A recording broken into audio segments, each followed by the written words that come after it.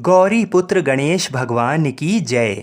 जय श्री कृष्णा, राधे राधे। बोलिए श्री कृष्ण बलराम जी की जय। मित्रों, आज भाद्रपद मास की षष्ठी तिथि है और आज ही के दिन हल छठ या हल षष्ठी का पवित्र त्यौहार मनाया जाता है। आज का पावन दिन भगवान श्री कृष्ण जी के बड़े भाई बलराम जी को समर्पित होता है। हर छठ का व्रत रखने और इसकी व्रत कथा को सुनने से मनुष्यों के सभी जाने अनजाने में किए गए पाप कट जाते हैं और सभी मनोकामनाएं पूरी होती हैं तथा संतान की लंबी आयु के लिए ये व्रत रखा जाता है और भगवान के आशीर्वाद से संतान के जीवन पर आए सभी संकट दूर हो जाते हैं। तो आज मैं आपको सुना रहा हूँ हल छठ की बड़ी ही दुर्लभ दो कथाएं। तो इन कथाओं को बड़ी ही श्रद्धा और प्रसन्न चित मन से पूरा अवश्य सुनिएगा। मथुरा के राजा कंस अपनी बहन देवकी को विवाह उपरांत विदा करने जा रहे थे तो आकाशवाणी हुई कि देवकी का 8वां गर्भ तेरी मृत्यु का कारण बनेगा। ये जानकर बहन बहनोई को कंस ने कारागार में डाल दिया और वसुदेव देवकी जी के 6 पुत्रों को एक एक कर कंस ने मार डाला।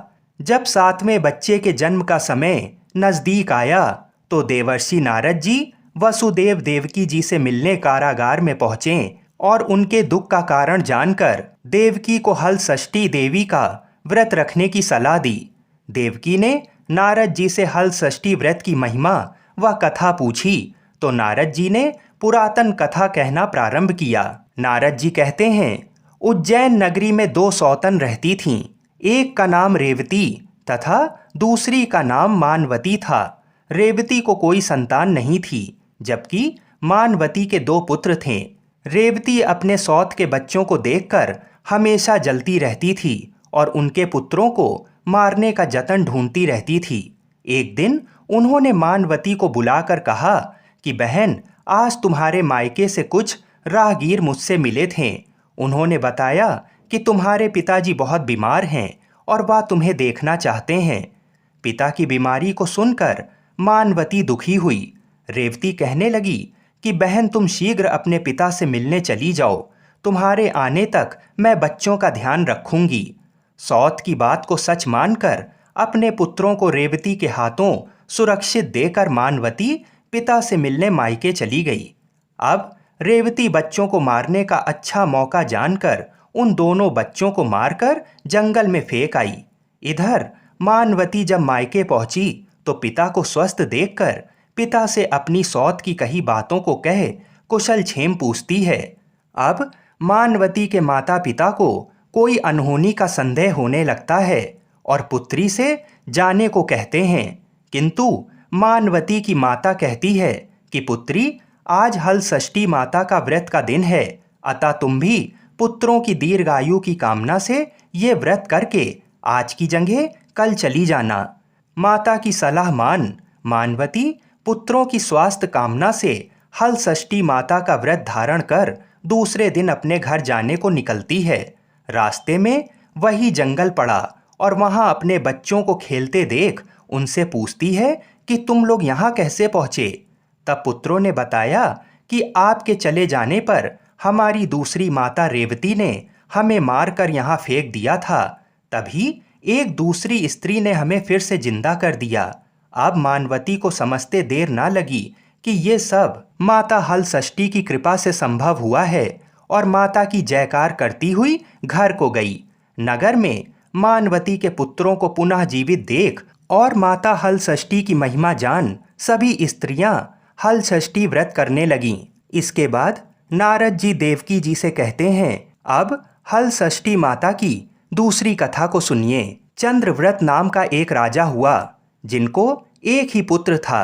राजा ने राहगीरों के लिए एक तालाब खुदवाया, किंतु उसमें जल ना रहा और तालाब सूख गया।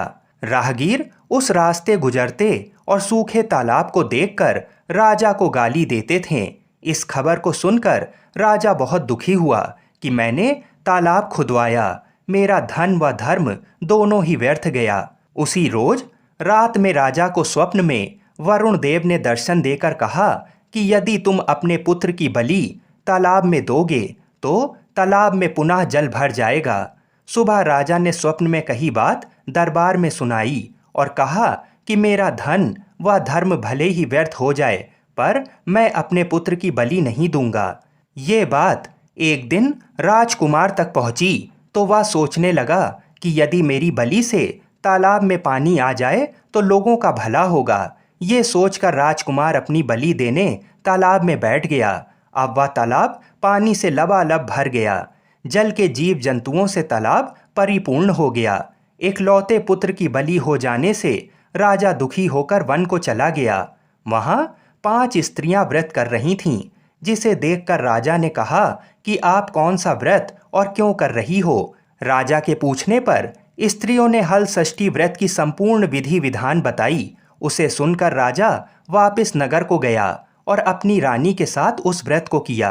व्रत के प्रभाव से राजपुत्र तालाब से जीवित बाहर निकल आया। राजा परिवार सहित हल षष्ठी माता के जय जयकार करते हुआ सुखपूर्वक निवास करने लगा।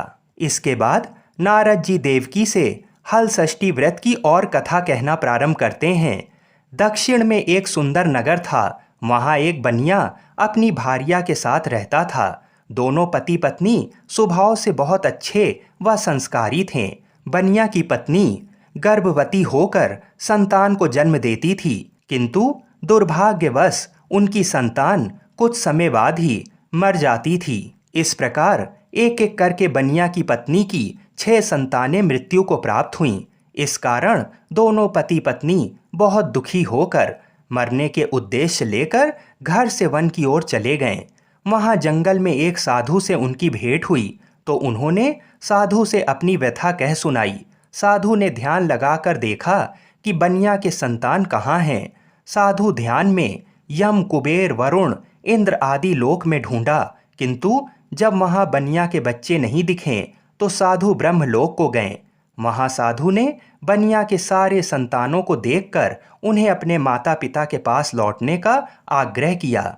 बच्चों ने वापस लौटने से मना करते हुए कहा कि मुनिवर, इससे पूर्व हम कई बार जन्म ले चुके हैं। हम किस किस माता पिता को याद रखकर उनके पास जाएं? हम जन्म, मृत्यु और गर्भ के चक्कर से अब मुक्त हो गए हैं, अतः अब हम नहीं जाना चाहते। तब साधु ने उन्हीं बच्चों से बनिया को दीर्घजीवी संतान प्राप्ति का उपाय पूछा। उन आत्माओं ने कहा कि यदि बनिया और उनकी पत्नी माता हल षष्ठी का व्रत रख पूजन कथा श्रवण करें, अपने पुत्र को व्रत उपरांत जल से भीगा कपड़ा लगाएं तो उनका वह बालक दीर्घजीवी होगा। उन आत्माओं से इस प्रकार सुन साधु ध्यान से वापस आकर बनिया से हल षष्ठी व्रत कथा नियम आदि को बताया। साधु से इस विधि विधान को सुन दोनों पति पत्नी घर को गए।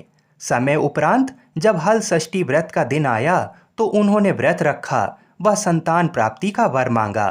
माता हल षष्ठी की कृपा से अब बनिया की पत्नी गर्भवती हुई और एक सुंदर संतान को जन्म देती है। अगले व्रत पर उन्होंने साधु के बताए अनुसार अपने पुत्र को जल से भीगा कपड़ा लगाया और हल षष्ठी माता की कृपा से अब उनकी संतान दीर्घ आयु को प्राप्त हुई। बनिया का परिवार प्रसन्नतापूर्वक जीवन यापन करने लगा। बोलिए हल षष्ठी माता की जय। आइए अब मनोकामनाओं की पूर्ति करने वाली हल षष्ठी की दूसरी कथा को सुनते हैं।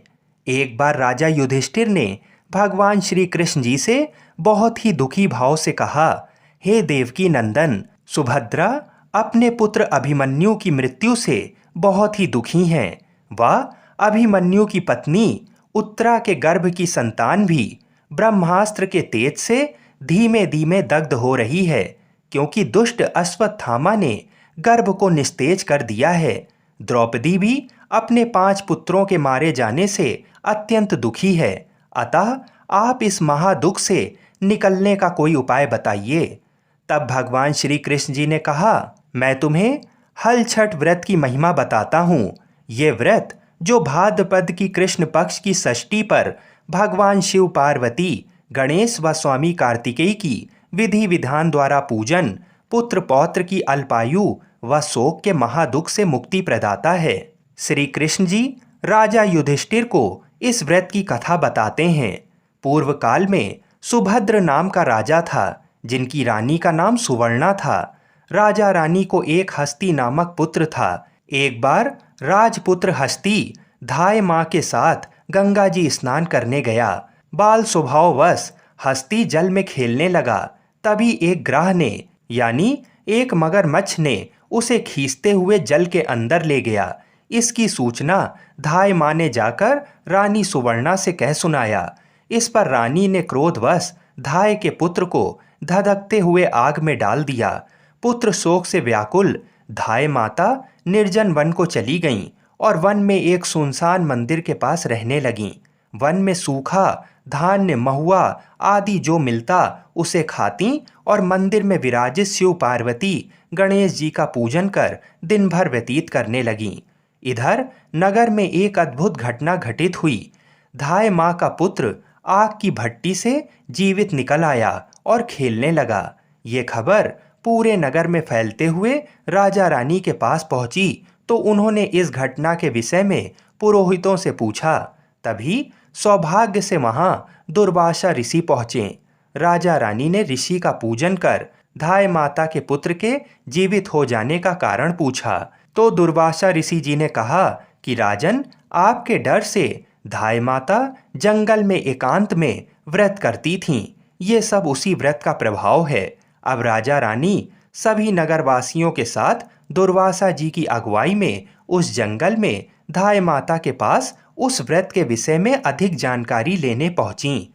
तब धाय माता ने कहा कि राजन, मैं पुत्र शोक से दुखित होकर यहाँ रहने लगी और यहाँ व्रत ग्रहण कर भगवान शिव पार्वती, गणेश जी व स्वामी कार्तिकेय का पूजन कर सूखा तृण, धान्य, महुआ आदि खाकर जीवित रहती थी। तब रात को मेरे स्वप्न में शिव परिवार के दर्शन हुए और तुम्हारा पुत्र जीवित हो जाएगा ऐसा वरदान दिया। अब रानी ने व्रत की विधि विधान को पूछा तो दुर्वासा जी ने हल षष्ठी व्रत की संपूर्ण विधि विधान बताया। राजा रानी ने हल षष्ठी व्रत की महिमा जानकर व्रत को किया। व्रत के प्रभाव से राजपुत्र हस्ती मगरमच्छ के चंगुल से छूटकर खेलते हुए नगर में वापस आ गया। अपने पुत्र को पाकर राजा रानी सुखी हुए और धाय भी पुत्र के साथ प्रसन्न होकर निवास करने लगी। वही बालक हस्ती आगे चलकर परम प्रतापी हुआ और अपने नाम से हस्तिनापुर को बसाया। इस प्रकार भगवान श्री कृष्ण जी ने युधिष्ठिर से हल षष्ठी व्रत की महिमा का ज्ञान देते हुए कहा कि हल षष्ठी व्रत कथा पहले नारद जी से सुनकर मेरी माता देवकी ने इस व्रत को सबसे पहले किया, जिसके प्रभाव से उनकी आने वाली संतान की रक्षा हुई। अब भगवान श्री कृष्ण से सुन युधिष्ठिर ने इस व्रत को उत्तरा द्वारा करवाया। व्रत के प्रभाव से उत्तरा का अश्वत्थामा द्वारा नष्ट हुआ गर्भ पुनः जीवित हो गया तथा प्रसव के पश्चात बालक का जन्म हुआ, जो कालांतर में राजा परीक्षित नाम से प्रसिद्ध हुआ। बोलिए श्री कृष्ण भगवान की जय। बोलिए श्री बलराम जी की जय। आइए अब हल षष्ठी की सबसे पौराणिक और पुरानी कथा को सुनते हैं। इस कथा को सुनकर ही व्रत को पूर्ण माना जाता है। एक गर्भवती ग्वालिन थी, साथ ही उसका प्रसव का समय बहुत नजदीक था, यानी वो बहुत ही जल्द एक संतान को जन्म देने वाली थी। प्रसव के कारण ग्वालिन पीड़ा से गुजर रही थी, साथ ही उसका ध्यान दूध दही बेचने में भी था। ऐसा इसलिए क्योंकि समय पर दूध दही अगर नहीं बिकता तो वह खराब हो जाता। इसी कारण ग्वालिन प्रसव की पीड़ा से गुजरने के बावजूद अपना दूध दही बेचने को जाती थी। दूध दही बेचने जाते हुए रास्ते में उसे अत्यधिक दर्द व प्रसव पीड़ा होने लगी। ऐसे समय में झरबेरी की ओट पर सहारा लेकर ग्वालिन ने एक शिशु को जन्म दिया। इस बच्चे को ग्वालिन झरबेरी के पेड़ के पास छोड़कर अपना दूध दही बेचने निकल गई। लेकिन संयोग ऐसा, जिस दिन ग्वालिन ने शिशु को जन्म दिया उसी दिन हल षष्ठी का व्रत था। ग्वालिन ने गाय और भैंस का दूध मिला दिया। उसके बाद जिस गांव में दूध बेचने गई थी उन्हें यही कहा कि भैंस का दूध है। इस तरह ग्वालिन ने गाय के दूध को भैंस का दूध बताकर बेच दिया। झरबेरी के पेड़ के पास ग्वालिन का बच्चा जो अकेले था, वहीं पर पास में एक किसान अपना खेत हल से जोत रहा था। हल में बांधे गए बैल अचानक से भड़क गए और ग्वालिन के बच्चे पर हमला कर उसे मृत्यु द्वार तक पहुंचा दिया। जब ग्वालिन लौटी तो बच्चे की ऐसी दशा देखकर उसे अपना पाप याद आ गया। उसने तत्काल प्रायश्चित किया और गांव में घूमकर अपनी ठगी की बात और उसके कारण खुद को मिली सजा के बारे में सबको बताया। उसके सच बोलने पर सभी गांव की महिलाओं ने उसे क्षमा किया और आशीर्वाद दिया। इस प्रकार ग्वालिन जब लौटकर खेत के पास आई तो उसने देखा कि उसका मृत पुत्र पुनः जीवित होकर खेल रहा है। ये सब हल षष्ठी माता की कृपा से हुआ। बोलिए श्री राधा कृष्ण भगवान की जय। बोलिए श्री हल षष्ठी माता की जय। बोलिए श्री बलराम जी की जय। बोलिए श्री देवकी वासुदेव जी की जय। जय जय श्री राधे। हर हर महादेव। बोलिए श्री लक्ष्मी नारायण भगवान की जय। बोलिए श्री राधा कृष्ण भगवान की जय। बोलिए श्री तुलसी शालिग्राम जी की जय। तुलसी महारानी नमो नमो। हरि की पटरानी नमो नमो। आइए सुनते हैं तुलसी माता की संपूर्ण कथाएं। तुलसी माता को हरि प्रिया भी कहा जाता है।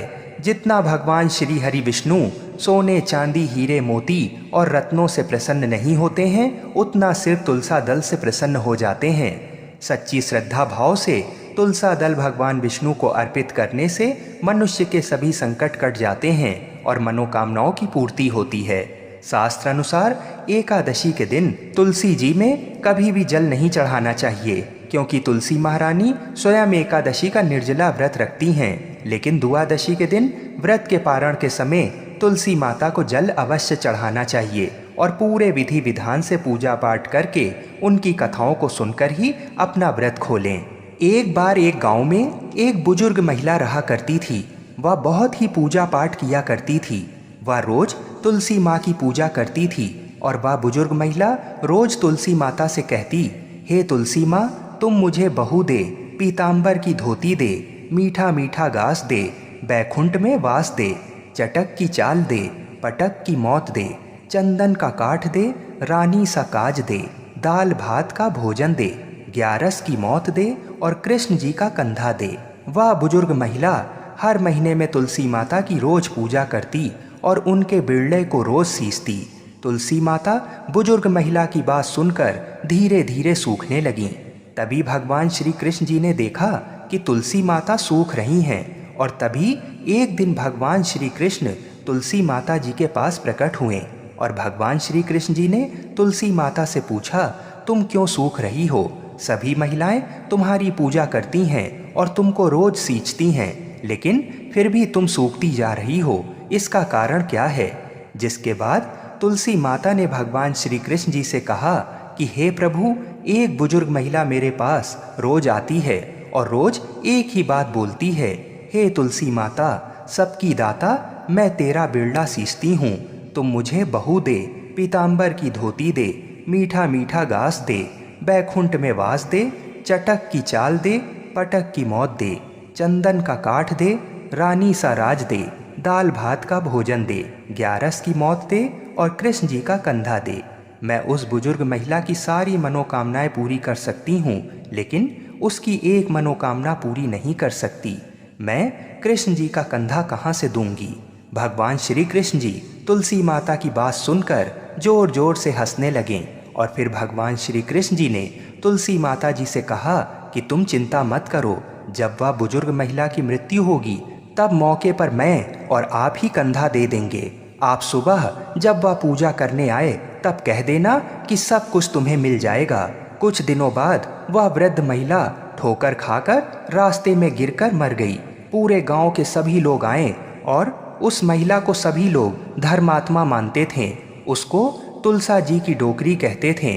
उसके परिवार में कोई भी नहीं था, इसलिए गांव वालों ने ही उसके अंतिम संस्कार करने की योजना बनाई और उसे नहलाकर जब बैकुंठी पर बैठाने के लिए उसे उठाने लगे तो उसके मृत शरीर इतना भारी हो गया था कि उसे कोई उठा नहीं पाया। ये सब देखकर वहाँ के सभी लोग तरह तरह की बातें करने लगे और कहने लगे कि ये इतना पूजा पाठ करती थी, हर समय माला फेरती थी, इसलिए ये इतनी भारी हो गई है। वहीं पूरे गांव में चर्चा होने लगी कि डोकरी माई कोई भक्ति नहीं करती थी, ये छल कपट करती थी। हम जिसे धर्मात्मा समझते थे वह पापी है, जो कि किसी से भी नहीं उठ पा रही है।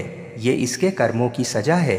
इधर भगवान ने सोचा कि मेरे भक्तों की निंदा हो रही है, इसलिए भगवान ने बूढ़े ब्राह्मण का भेष धारण करके वहाँ पर आए और वहाँ पर एकत्रित लोगों से पूछने लगे कि यहाँ पर इतनी भीड़ क्यों लगी है, जिससे लोग कहने लगे कि ये डोकरी माई मर गई है और पाप इतना था कि जिससे ये उठ नहीं पा रही है। सब उठा उठा कर थक गए। तब ब्राह्मण ने कहा कि मुझे एक बार डोकरी के कानों में कहने दो, फिर वह देखो कैसे उठती है। तो सभी लोग ने कहा कि आप भी प्रयास करके देख लीजिए। तब भगवान ने उस वृद्ध महिला के कानों में कहा कि हे डोकरी माई, देखो मैं आ गया। और जो डोकरी पूजा करते समय शब्द कहती थी वह शब्द उसके कानों में कहने लगे, तू बिरला सींचूं तेरा, मैं करूं निस्तारा मेरा।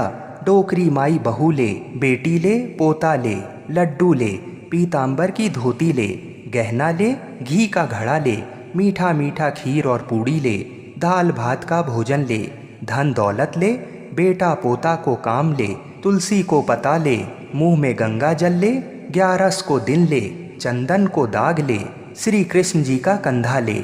इतना सुनते ही डोकरी हल्की हो गई।